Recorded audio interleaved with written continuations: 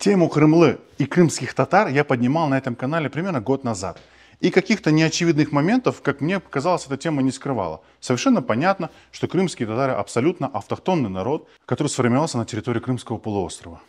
Как оказалось, тема самоназвания очень актуальна и тревожит думы простых обывателей. Кто-то говорит, что это и вовсе раскалывает народ. Честно говоря, я так не думаю. Народ раскалывает спор тупого и умного. А как они в этот момент себя называют, не так уж и важно.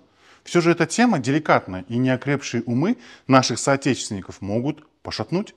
И правда, зачем нам новые заблудшие, если мы со старыми не знаем, что делать?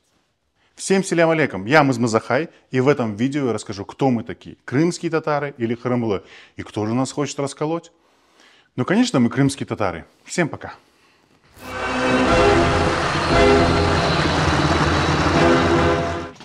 Для тех, кто прекратил жевать в легком недоумении, я немного подробностей все-таки добавлю. Жили мы не тужили, как говорится, считали себя крымскими татарами, и сами не заметили, как начали появляться голоса людей, которые решили докопаться, так сказать, до сути, и объявить всех крымских татар, не к столу будет сказано, крымлы. Не, ну а что, звучит гордо, почти так же, как мы Москву сжигали. Гордость на ровном месте, все как я люблю. Проблем с тем, что мы хрымлы, не было бы, если бы в Крыму больше никто не проживал. Но по статистике в Крыму очень много национальностей живет. И все они хрымлы, то есть крымцы, то есть крымчане. И дядя Изя такие, тоже крымчане. Вот северокорейчане могут смело носить этот гордый титул, потому что кроме них там больше никто не живет. И все бы ничего, ладно бы нас всех вжарила всеобщая амнезия, и мы начали бы доставать друг друга вопросами, кто мы такие. И нашелся бы один смельчак с гордым взглядом, который провозгласил бы всех Крымлы. Такой себе капитан очевидность на максималках. Да всем и так понятно, что мы Крымлы. Но как отделить магометян от культа друидов или поклонников реинкарнации, к примеру? Словечко-то Крымлы не способно на это. Попробуйте объяснить алкашу Фиме, что он не Крымлы. Копья сломаете. И он же будет прав, сказав, что крымчанин. Живет он в Крыму, значит крымчанин, значит крымец, значит хрымлы. Что непонятного-то? Оказывается, есть и такие. Сторонники культа хрымлы связывают термин «крымские татары» с не очень-то таким удачным периодом для крымских татар – Караасыр. И что нас так назвал кто-то, мол, дал нам название. Мол, вы, крымские татары, маленькая частичка других татар, каких-то больших татар, например, в Казани. Вот чего боятся адепты культа хрымлы.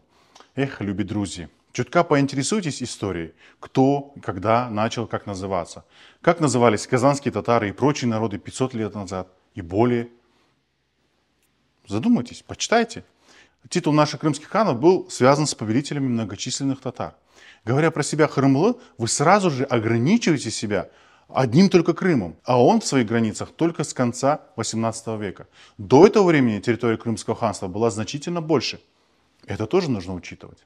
В кодексе Куманикус, в таком разговорничке, итальяно-татарском разговорнике, упоминается татар-теле, то есть язык татар. В то время подразумевались половцы, этот степной весь народ называли куманы и так далее. И термин татар возник намного раньше, чем вы себе думаете. Народ, пожалуйста, обратите внимание на исторические документы, которых огромное количество. Нигде, никогда не фигурирует слово «крымлы», когда речь шла о Крыме и крымских татарах. А кому выгодно вообще, чтобы мы забыли, что мы крымские татары и превратились в крымчан? При переписи населения татарин и крымский татарин – это две разные нации. У всех ассоциации. Если говорят про татар, значит казанские татары. А здесь внимание, политическая нация казанский татарин возникла только в конце 19 века.